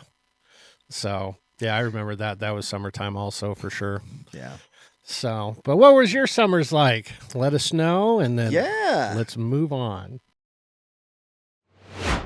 Kind of piggybacking on that question is not what were they like, but what were some of your favorite summertime activities as a kid? Oh, man. So as a kid, I grew up doing baseball as a kid. And so I would have baseball practices and stuff like that. I would play a lot with my friends when I was a kid. And it was anything from, like, again, don't cancel me. Okay? This is the 80s before everybody became woke. But we would do like Cowboys and Indians, cops and robbers, we'd play Army. Yeah. We'd play, like all of that type of, where you're running and doing stuff around people's houses and the neighborhoods, running through the sprinklers. Oh my gosh, running through the sprinklers. And it would be the stupidest sprinkler, like that oscillating one that just kind of went back and forth. It wasn't like we had like fancy sprinklers, because none of us had fancy stuff. No. And it was an excuse for your parents to water the lawn and get you out of the house for a while. Yeah. All of those type of things. Like, my parents weren't big into camping and stuff like that. Like, my dad, he never went camping growing up. Because, my parents, like, I remember going camping with my parents like twice. Yeah. We were never big campers. And my mom just doesn't do camping at all. Yeah. Like, she's, I don't want to say hoity-toity, but Yeah. It's like staying at a Marriott is like She likes glamping. Yes. Oh yeah. If as long as there's like a nice shower and a nice bathroom that she can have and a bed that she can sleep in, I'll go camping. And it's like that's not camping. Yeah. Staying at a hotel. Yeah, that's basically like an Airbnb or yeah. And so yeah, I never grew up with that. My ex did. I mean, they would go camping like all the time. Yeah. And again, I think it's great because, doing that type of stuff kind of pushes you outside. You get to like, hike around and see things that are out there. And I kind of wish we did a little bit more of that. Yeah. But I totally understand why we didn't. But yeah, it was basically like getting on your bike and riding to like the little convenience store that's next to you, and getting like penny candies, and that type of stuff. Or just riding around the block with your friends. Yeah, we would always ride to Murray Park and like ride up in the back hills and like slide down dirt hills. Yep. Yeah. Did you ever do ice blocking? Yeah, a little bit. Like we would just ride down the hill on our bike. Yeah. So yeah, ice blocking was fun. I remember like sleepovers. Yeah. Sleeping out on a trampoline. Oh, yes. Yeah. Yes. And you could never sleep in because you would be baking. Oh, dude. By 9 a.m. Oh. You'd be in a puddle of sweat because you'd be in your sleeping bag and there's no cover. And it's just. Yeah. Yeah. Well, not only that, but it's like the sun starts coming up at like 6:30. Yep. And so it's like not even like it's dark anymore. So you're trying to sleep. I'm trying to sleep in. But the sun's trying to wake me up. It's like, it is. Yep. Or like putting the sprinklers underneath the trampoline. Oh, dude, I remember that was so cool. And you would jump and you'd be like, whoop, and you just hit the deck. Or and I loved it when the trampoline would get like so soaked with water that when you would jump on it, the water would stay, the trampoline would drop, and so you just had like this layer of water that was there, kind of like in a mist form, and then it would bounce it up and stuff like that. Do popsicles. Yeah, popsicles, Otter Pops. Yeah. Now, of course, we're of an older generation, and so there's nothing like eating ice cream out of a toilet paper tube for those people who are in the know. Yeah, or snow cones that were like those, not shaved ice. No, not shaved like ice. Chunky ice with flavoring on it. Yeah. And at the bottom, it's just like straight syrup. Yep. Yeah. Served in a paper cone. Cone. Yeah, going to the pool and then afterwards going to the little snack shack. Yeah. Getting an ice cream or a snow cone. Oh, yeah. Yeah. The outdoor, community pools and stuff like that. Yeah, we would always go to the Murray Park pool before they updated it. Yeah. That was always fun. Yeah. Yeah, pools are definitely like that was the summertime activity. A summertime thing. Yeah. And so yeah. Yeah. But good times, man. It's fun to reminisce on like how summers were for you as a kid and seeing summers for kids nowadays. Dude, it's kind of sad. Like, yeah, I mean, it is kind of sad because you look at it like, I even look at my own kids right now and I'm just like, okay, so because, bouncing back and forth, like you both have parents at work. Yeah. So not really. Like, what are you guys doing? Yeah, not really like we can like take you somewhere, to go have fun. The good thing is that once I do get married, Cammie, because she doesn't work during the summer, she'll, they've got season passes to Lagoon and stuff like that. Yeah. They can go to Laguna Beach and they could go to Lagoon and they could go do whatever during the day and stuff like that and have fun. So, yeah. Yeah, and it's funny. Everybody always associates summer with travel. We never really traveled during the summer. So we only did a couple of times. And if I did, it was like I went to California to go visit family. And it was a family thing. Yeah. I never went like, it was funny. As a kid, I went on one quote unquote vacation where I think when I was like 9 or 10, like our family and my grandma went to Hawaii. Oh, no way. That's it. And that was it. That was it. I associated vacations with going to visit family. Mm-hmm. And then Shanna's all like, that's not a vacation. Yeah. I was like, yeah, it is. Like, I'm out of the house. Yeah. Like, that's a vacation. She goes, no, it's not a vacation. Yeah. I go, what do you consider a vacation? And she goes, anywhere where you sit on a beach. And I was like, I sat on a beach visiting family, and she's like, it's not the same. And I was like, okay, fine. Okay, fine. So, but moving on to our last question. Okay, what's our last question? So, and this will be more for like martial art based and everything else, because people do have like a lot of things that are going on in the summer. What is a good way to keep people moving forward with their training so they don't just like, well, you know, like We're gonna take the summer off. Take the summer off. It's like that doesn't work that way. I don't get that much anymore. I get like, hey, we're gonna take a month off because we're literally traveling for 3 weeks. Right. Anytime somebody says they're going to be traveling for more than 3 weeks, I'm like, take the month off. Yeah. But if they're like, we're going to be gone for a week, be like, you don't need to take the month off. We'll just Right. make up the lesson when you get back. Right. We have activities. Like we got crane test coming up. We've got an acrobats class coming up. We've got the 4th of July barbecue. We've got the retreat, ninja nights. We've got things that keep them engaged and excited. The people that take extended time off, it's kind of crazy. It's a lot of our families that are from India. Oh, really? Yeah, and they will be gone for 3 solid months. No way. Oh yeah. Yeah, and it's like clockwork. Like every year, like a certain number of families will be like, hey, we're going to be going to India. And I was like, okay, how long are you going to be gone? They're like 3 months. And I was like, okay, yeah, we'll put you on hold. And they always come back. Yeah. And so I don't get a whole lot of people being like, oh, we need to take the summer off. It's like, hey, we need to take a month off because Right.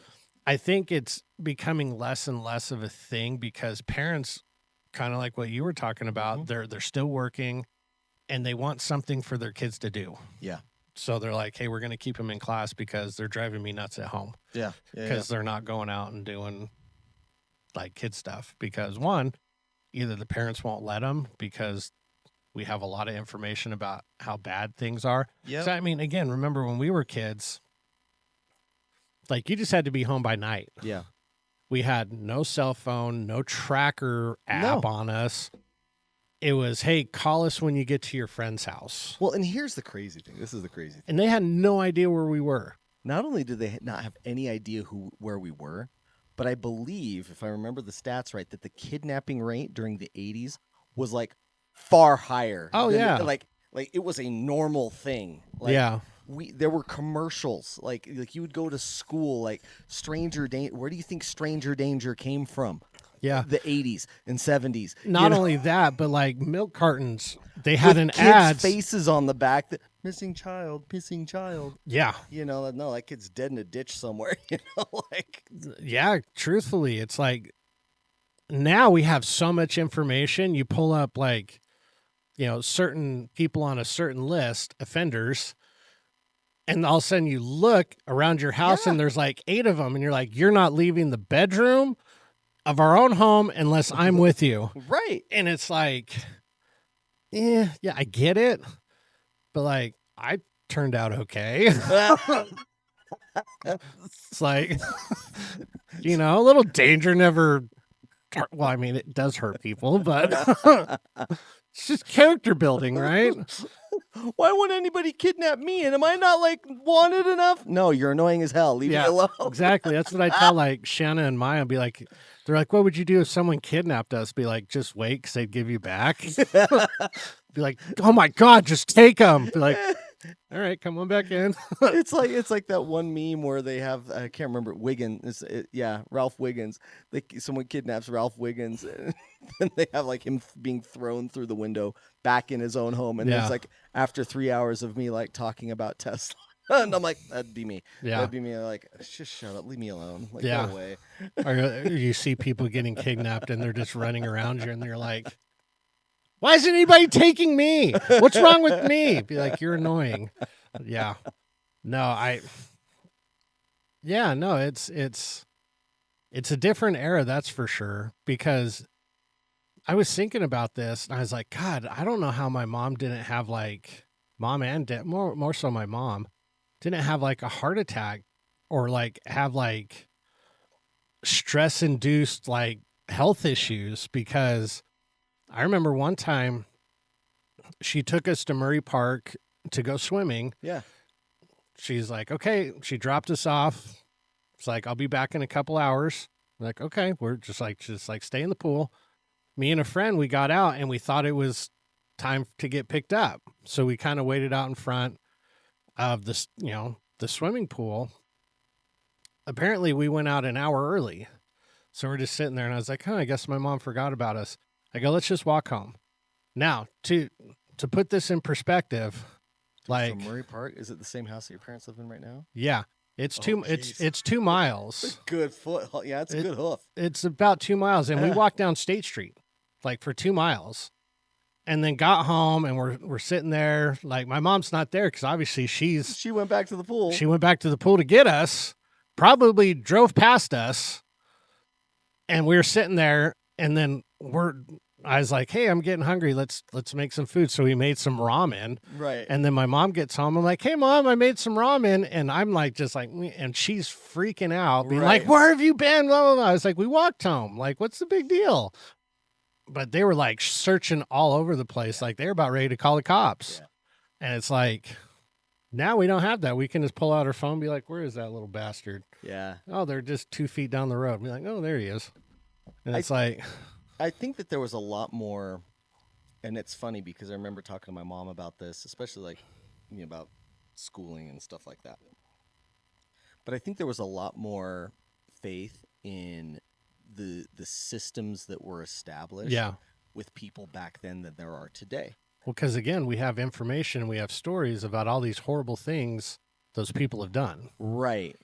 Yeah. Where it's like, yeah, I could drop my kids off at the pool because they're going to have a lifeguard. They're going to have people that are watching the kids and working there. Mm-hmm. The 16-year-old that takes your money when you get in there doesn't give a crap. B, the other 14-year-old who's the lifeguard is like, might be able to save you. Yeah. But it was that whole, I don't want to call it, I probably could call it just security theater. Yeah. That it's okay. Or like, I'm going to take you to the park because other families are at the park. Like nobody's going to take you at the park. Nobody's going to take you at the park. Yeah. Like you're going to ride your bike. Yeah. Other people are going to see you on the road. They're not going to hit you. Like, I mean, we rode bikes without helmets. Oh yeah. Like all the time. Only dorks and nerds wore helmets. You're wearing a helmet, nerd. Dude, seriously? You want to be nerd alert? Yeah. You want to be a virgin for the rest of your life? Wear a helmet when you're a kid in the 80s. Yeah. Now I just remembered something. What? Putting baseball cards on your spokes on your tire, on your wheels, on your bike. Yeah. That was the summer. Yeah. Now you're like, oh God, I wasted this baseball card. And it was probably a really nice baseball card. Or did you ever take a soda can and kind of squish it a little bit and then stick it on the wheel of your bike? So we did that with like plastic water bottles. Oh, okay. Yeah. Anyway, keep going. No. That brings up I still have all my card collection from when I was a kid. Are you serious? Yeah. And Pogs. Oh, Pogs. Yeah. Yeah. Pogs hit when I was like in junior high. Yeah. High school-ish. Yeah. I've got like a chest of just old goodies. So, but yeah, no, I don't remember what the first topic was. So we just like keeping people engaged in the in training, because here's the thing. And I can speak about this because I probably have ADD. I do have ADD that's just, awesome and amazing. What? Like people say, I don't suffer with ADD. Everybody else around me does. Suffers with my ADD. So staying focused on that, on what your goals are, it's like, okay, well, like, even here in the martial arts, it's like, well, I'm a purple belt. Like, well, okay, good. Your next goal is going to be blue belt. Yeah. Well, I mean, summer's coming and I'm playing with my friends and I don't want to have to interrupt my day to, go to karate. So, and of course the whining and stuff. Then finally the parents are just like, fine, peanut butter breath. We'll just quit for the summer. And I think it's a combination of two things. One, times are different where parents will make their kids stay because it's an activity and they don't have any other activities nowadays. Because if you look at it, it's not a whole lot of organized summer activities anymore. Well, They're kind of going away. remember, like when we were kids, like Yeah. it was like you'd go to the municipality, city, county, whatever you were, and there was like a list of like you want to do baseball, volleyball, basketball, blah blah blah. You have all these. You had soccer, the ability to do all these different programs. These different summer programs. And I don't think they're around anymore. Or if they are, they're so limited that, or they're so misrun that parents are like, well, I want my kid in like the comp team. And it's like, just have them play junior jazz for hell's sakes. Right. It's like, it's okay. Right. But, and the second thing is if you teach good classes, it takes care of itself. Yeah. So like if kids are excited to come in, they don't care what time of year it is, they'll come in. Right. So, but if you teach out there, what are the things that you did to keep your students engaged for the summer? But moving on to our fight scene. All right, this week's fight scene, we've got Dumbledore versus Gandalf the Grey. Oh, the Gray? No, we'll just say, it just says Gandalf, but we'll go Gandalf the White. Okay. Yeah. Even if you did Gandalf the Grey, I don't think it's really going to matter. But, okay, so we've got round one. Oh, and do you know the difference between a sorcerer and a wizard? Don't sorcerers use like dark magic? Apparently, sorcerers are born with the innate ability to use magic, and wizards learn. Learn how to use magic. Oh, so that's interesting. Yeah, I don't know if that's true or not, but the more you know. Yep. Okay, so round one, we've got in Hogwarts, Dumbledore versus Gandalf the Grey. Or Gandalf. We'll just say Gandalf. Gandalf. Okay. Gandalf. I'm probably going to give this one. I'm going to give this one to Dumbledore. Yeah, I am too, because Gandalf doesn't have that ability of being in Middle Earth and like drawing from those gods of Middle Earth, and unfamiliar with the territory and terrain and all that stuff. Yeah. And then just Dumbledore just wands him, and that's the thing. Like as strong and as powerful as Gandalf is. There's also like a physicality that comes with his ability to fight, and so with it just being pure magic, I would give it to Dumbledore. Yeah. Okay, round two, we've got in Middle Earth. They run into each other. Okay. Dumbledore totally gets wrecked. Oh, not even close. Yeah. Not even close. Like, yeah. Yeah, Gandalf just puts his stick down and was like, "You shall not pass. You do not pass go. You do not collect $200." Or for those of you who play Magic the Gathering, do you pay the one? Do you know what that means? I don't know what that means. If you don't, that's okay. Means that you nerd. You don't buy expensive cardboard. I don't buy expensive. I buy expensive other things, which is fine. It is. Okay, so we got 1-1. Now we've got. Let's take away the magic. In a cage. Hand to hand, like no swords, no wands, no magic, just hand to hand fighting. Gandalf wrecks Dumbledore. I would absolutely say Gandalf just puts a thump into him. Yeah, because I mean, as much as I love Dumbledore, and I like Dumbledore too. His prowess and power and everything else.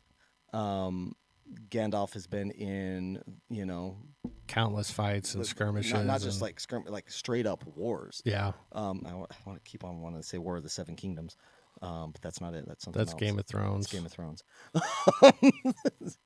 Wrong type of. I mean, that's like saying like, oh yeah, so like I love it when like Chewie got like beamed up by Scotty and yeah.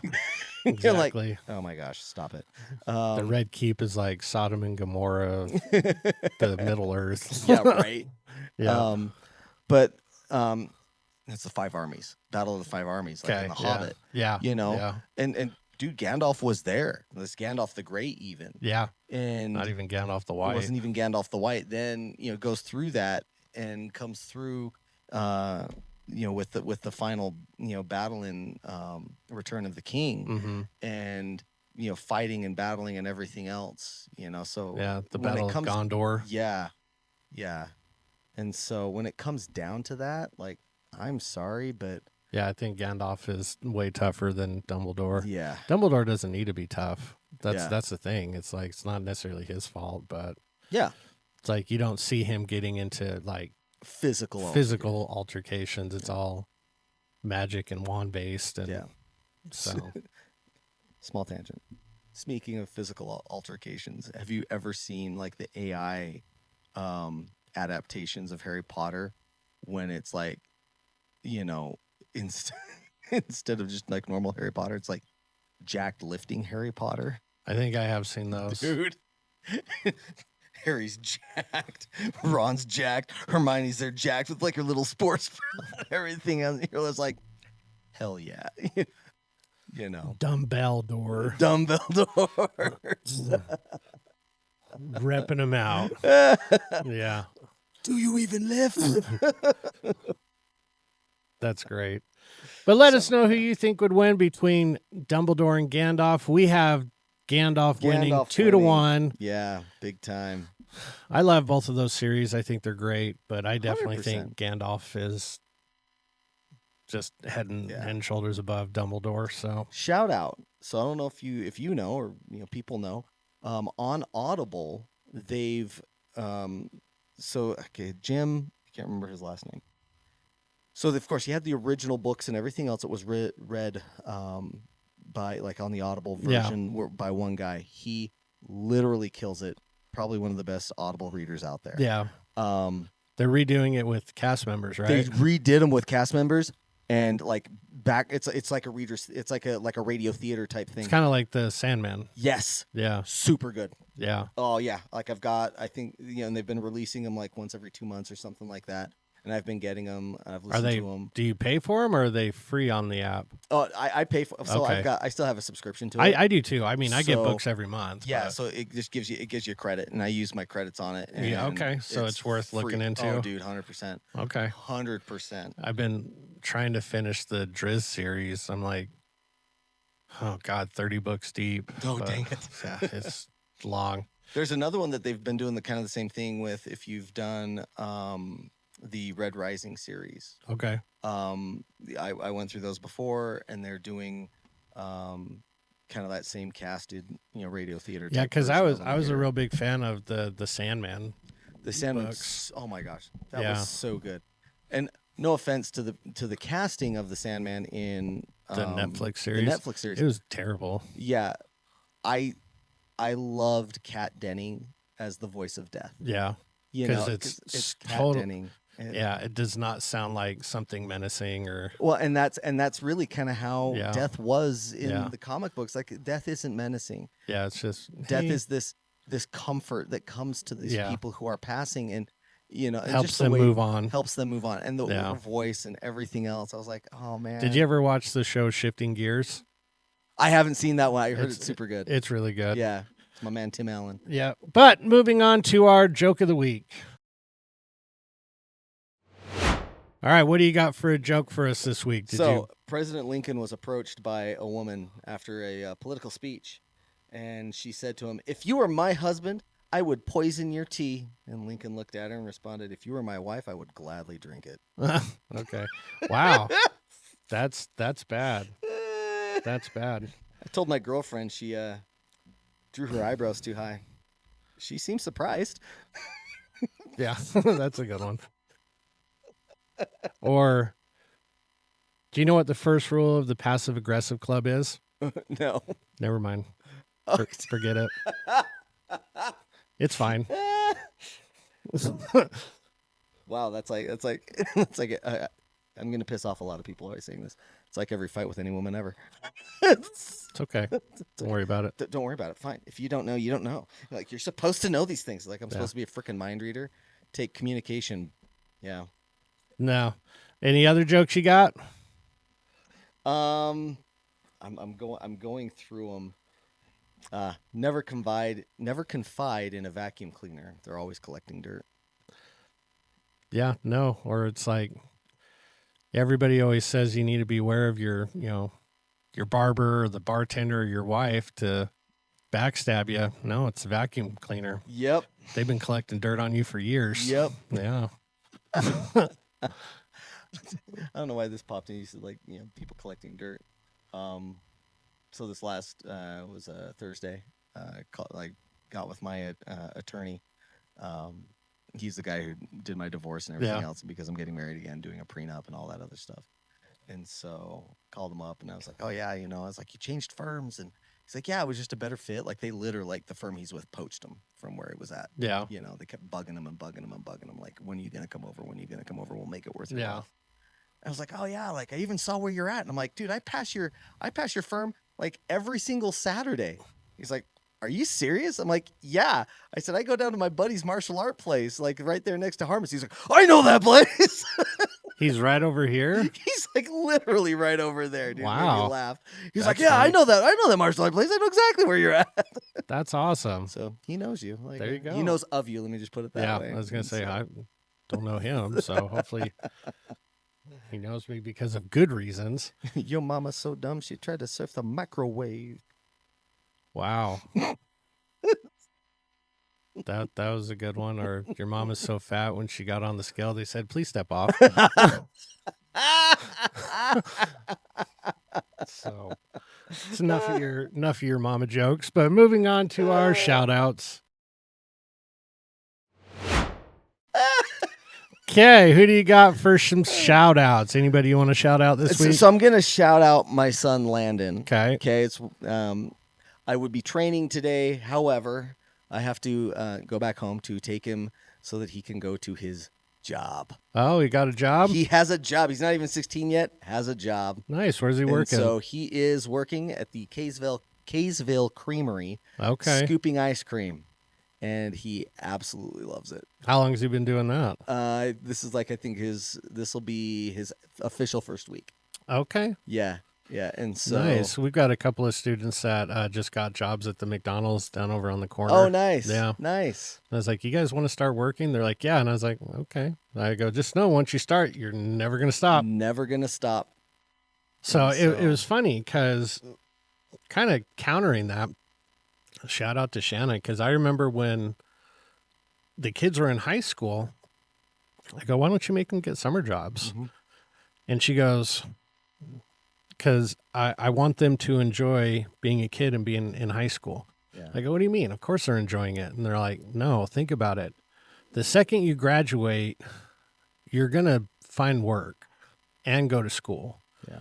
And the second you start working, you don't stop until you retire or you die. And I was like, fair enough. That's true. So she wanted the kids to, like, if they chose to, like, okay, like, that's fine. But, like, she wanted them to be kids as long as possible. Yeah. I mean, it's worked out really well for Maya. Granted, Maya was in drill, so she had, like, some drill camps and stuff like that during the summer. Yeah. But she could have gotten a part-time job if she wanted to, but she stayed, like, she didn't work. She was a kid. But now she works her guts out. Yeah. Like, she works really hard, and Jamin's a good worker if he has consistency. Yes. It's like when he goes to work, he works really hard. If he doesn't have to work, he's not going to work. Yeah. Like, and I equate that to, like, the autism in him. Mm-hmm. But yeah, none of the kids worked and I was always like, what the hell do you mean you don't? Because, like, I had jobs when I was way young, not because I was forced to. It's because I got bored and I wanted to. So, but it makes sense.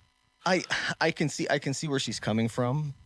But I do think that there is a little bit of character building that goes in with having those, like, crap first jobs. I do think that as well. But I also think that there is a developmental skill set that comes with having a job. Yeah. That comes with being, held to account, that you have to show up on time, mm-hmm. that you have to take direction from somebody else who's not your mom or your dad. Yep. Who, if you screw up, you have to be held accountable to that, and your boss is going to do that. And as you're doing that, you're starting to develop this mentality that, like, if I work, I will get money. Mm-hmm. This money now is my money, and I'm responsible for it. Yep. And now I can have that autonomy to go do what I want with money instead of being beholden to mom or dad saying like, I need $50 to go do this. I need $20 to go do that. And then having to like basically be a used car salesman on trying to get money from mom and dad. Mm-hmm. I think that there's a lot of development and growth that comes with having that. And I'm not saying you have to work every single day of the week either. Mm-hmm. Like you can work, 2 shifts. Like I think Landon had like he'll have like 2 shifts this week, so he'll work a total of 8-10 hours, and that's it. And for him at 15 years old, it's perfectly fine. Yeah, it's funny because I've got this student that's a little delusional on what she will be able to do for work. She thinks that I was like, oh, how much do you feel like you want to work? Like 10, 12 hours a week? She's like, no, I'm kind of hoping like 30 to 40. And I was all, she goes, well, legally as a 15-year-old, I'm not allowed to work over 32 hours. I go, that's borderline considered full-time for some places. Right. I go, you're not going to get that. They're like, oh yeah, it's just because I'm young. I was like, no, it's not because you're young. It's because they don't want to pay you benefits. Yeah. Well, that's not going to be true for everything. I go, yeah. Yeah, it is. Yeah, it is. Yeah, she thinks she's going to be working like 40 hours a week. Like the second she starts working and this and that, and she's like got this plan. I applaud her for having a plan. But I was like, I know someone who's 22 who worked 1 day last week and he's available for any shift. And they gave him 1 work week or 1 day of work last week. Yeah. Well, and here's the other thing that she's 15. Mm-hmm. Yeah. And of course, she's probably thinking of doing that 40 hours over the summer, right? Yeah. Yeah. Okay. I don't think she truly understands what a 40-hour work week looks like. Yeah. By way of time every single day. Mm-hmm. And again, it's young. You're not going to know just because it's like, well, you're just dumb. No. Like they're just inexperienced. Yeah. They just don't know any better. Yeah. I mean, like you can't get mad at them and tell them they're stupid because it's like they have not experienced anything like that yet. Right. I mean, I'll be honest. Like for me, I try to work like 9-10 hour days because it frees up because they do lock you into only having a 40-hour work week. Mm-hmm. Well, if I do like a 9 to 10 hour day, that leaves my Fridays almost completely open. Yeah. It's like, okay, cool. So now let's start mathing that out. It's like, oh yeah, well you only work like 9 hours. Let's even say just say 9 hours. Mm-hmm. Okay. So if I count from like when I wake up in the morning to getting ready to then driving to work, getting to work, working those 9 hours, and then driving home through like traffic and everything else. Yeah. That 9 hour day all of a sudden now becomes close to 11 hours. Yeah. No, it's funny because every now and then I have to remind myself when I was 16, the summer going into my sophomore year, I got a job with a friend at a car dealership washing cars, and it was in Spanish Fort. Mm-hmm. Okay. And I lived, in Murray. And I worked 40 hours a week for an entire summer.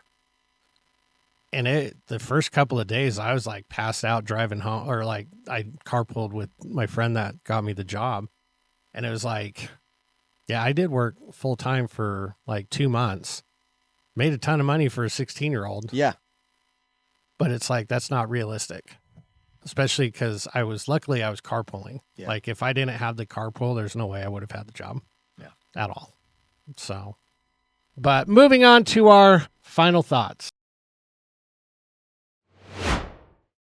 Any final thoughts you want to leave the people with? So, final thoughts for summer is take advantage of the time that you have. And again, I'm a big family guy. I love family. Family's great. Yes. But take advantage of little moments. Yeah. Not like, it doesn't have to be big. Like you don't have to like plan a huge trip to like Universal or Disney or whatever. Mm-hmm. Little moments where you can, go out. I mean, especially right now where the weather's not too undesirably hot.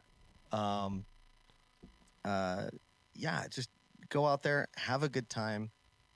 For those of us that are still training and everything else, okay, keep with it. Mm-hmm. We've talked about like, well, I'm not motivated. Motivation is bull crap. Yeah. You have to, hold yourself accountable or find somebody who will hold you accountable of those things. Yeah. So that Keep you a standard. Don't give up. Yeah. It's very, very easy to slide into, like, oh, well, I did it last week. I'm going to be gone for vacation. And then next thing you know, you're out of practice. Yeah. And so. Yeah, I saw something online the other day, and it really kind of struck a chord. It's from a guy named Nick Foles. He was an old Eagles quarterback. Now he's becoming more of like a, online podcast personality. Right. And like his whole podcast is like, football and dads. Yeah. And I think they've got like a whole bunch of, it's called Dad Season. And he talks about how when he was younger, like summers were for him. And like, you don't need to take a vacation during summer to escape from life. It's like you take summers or vacations during the summer to connect with your kids. Yes. And you do it for your kids. Yes. So you don't have to, like you're saying, you don't have to take trips, these big trips during the summer, but do something that connects with you and your family. If that's like, hey, you have like, for us, it's like almost every Sunday we have Maya come over, we cook something, we try to play games, and we just hang out. Yeah. It's like at least once a week we try to get together and just be with each other. Yeah. And we don't even have to do anything crazy. It could just be like sitting in the same room and talking, and that's it, because, she doesn't live with us anymore, so we don't get to see her all the time. And, a lot of times Jamin ends up working, but there'll be some times where he doesn't. We're like, no, you can't be in your room playing your Switch. It's like, you got to be out here with us. And yeah, just take that time to savor the little moments. So I agree. Yeah. My daughter's been off at girls camp up with Cammie, having a great time. So it's just been me and Landon. Yeah. And so he and I did movie night for the past, couple nights. Where we just kind of like, we'll make food, we'll sit and we'll just like watch a show. And so night before last, I was like, we should probably just actually go to a movie. It's like, yeah. I was like, okay, cool. Masters of the Universe is out. Do you want to go see it? Are you going to go see it? We already did. Oh, what'd you think of it? It's entertaining. It's good. It's good? Yeah, I liked it. It was pretty good. The CGI that they do for Skeletor's face is top notch. Nice. Like it is amazing. Apparently Megaplex is selling a Masters of the Universe sword cup. Oh yeah, yeah. Big massive sword. Yeah. I have seen at a couple, like I didn't see it at the Cinemark I went to. Yeah. But the Castle Grayskull popcorn bucket. Oh, that'd be cool. Oh dude, heck yeah. And so I had to tell, like, there's a lot of, because again, like Masters of the Universe, it was a fun cartoon, stuff like that when we were kids. Skeletor wasn't serious. No. He wasn't like, he was bad. Like he was evil guy. Yeah. But those memes you see of him online where it's, till we meet again. Till we meet again. Yeah. Like, I love those. He's so good. But that's kind of how he was. Yeah. And they kept some of that in there. Oh, good. And so everybody's like, oh, Jared Leto, he's going to ruin it. I don't think Jared Leto's terrible. No, but I agree. Yeah.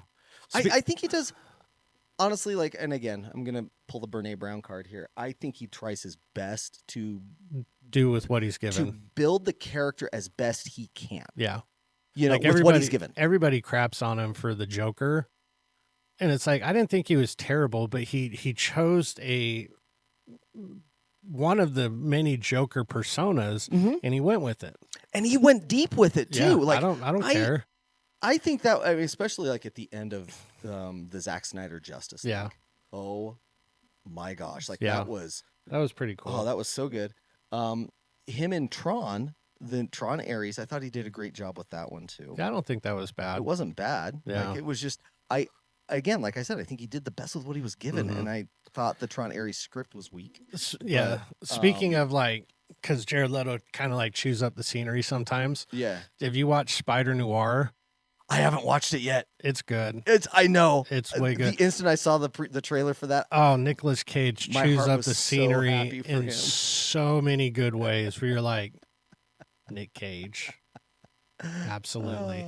Totally worth watching. Totally worth watching. You know what?